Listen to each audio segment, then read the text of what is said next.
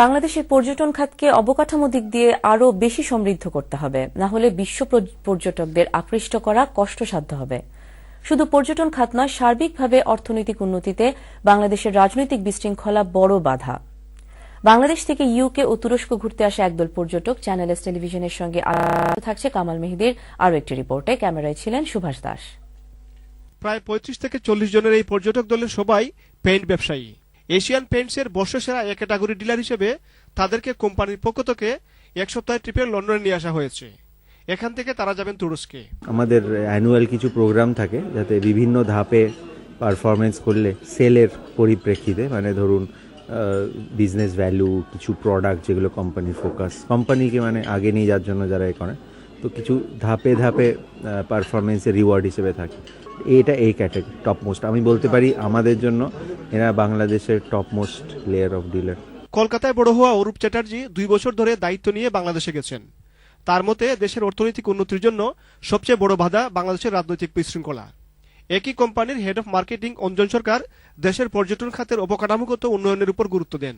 Paint কিন্তু ওতপ্রোতভাবে ট্যুরিজমের উপরও নির্ভর করে, কেননা এটা পেইন্ট হচ্ছে একটা হচ্ছে প্রোটেকশন, একটা হচ্ছে অ্যাস্থেটিক লুক যাতে ভালো দিতে পারে, তা সেটার জন্য কিন্তু সবসময় পেইন্টটা প্রয়োজন হয়। তো যত ট্যুরিজম বাড়বে তত পেইন্টের চাহিদাও বাড়বে। কিন্তু আনফর্চুনেটলি বাংলাদেশে যেটা হচ্ছে যে এখনকার ইনফ্রাস্ট্রাকচারটা এত পুয়োর যে অনেক লোকে যেতে চায় না। কিন্তু আমাদের বাংলাদেশে কিন্তু প্রচুর কিন্তু দর্শনীয় জিনিস আছে, যেটা অর্ধেক লোকে জানেও না। তবে দেশের পর্যটন খাত আগের তুলনায় এখন অনেক বেশি সমৃদ্ধ বলে মনে করেন এই গ্রুপের ট্যুর অপারেটর কোম্পানির প্রতিনিধি জাহিরুল আলম ভুইয়া। জাতিগতভাবে আমরা অতিথিপরায়ণ দেশ, এবং যার জন্য আমাদের ওখানে লোকজন যখন যায়, মানুষ খুব তাদেরকে টেক কেয়ার করে, এবং পলিটিক্যাল যে প্রবলেম, যে অসুবিধাটা হয়, সেটার জন্য আমরা দুঃখিত, বাট ওইটাতে আমাদের কিছু করা থাকে না। বাট ইভেন আমরা হরতালের মধ্যেও নিশ্চিন্তে নিরাপদে তাদের ব্যবস্থা করি, আমরা তাদের ভ্রমণ এবং তাদের সবকিছু নিশ্চিন্ত করি।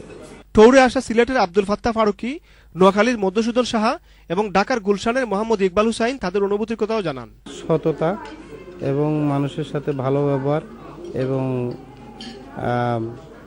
কম দামে বিক্রি করা, অর্থাৎ লাভ বেশি না করে কম লাভে বিক্রি করা। আমাদের এখন পলিটিক্যাল পরিস্থিতির জন্য বিজনেস খারাপ, বিজনেস তো ভালো হচ্ছে না। সামনে কি হয় আমরা একটু আতঙ্কে আছি। যারা আমাদের মতো বিজনেসম্যান, অবভিয়াসলি তারা একটু আতঙ্কে আছে। এশিয়ান পেইন্টকে আমাদের পক্ষ থেকে অশেষ ধন্যবাদ যে আমাদেরকে এটা সফর করাইছে, ভ্রমণ করাইছে। Kamal Mehedi, channel S television news, London.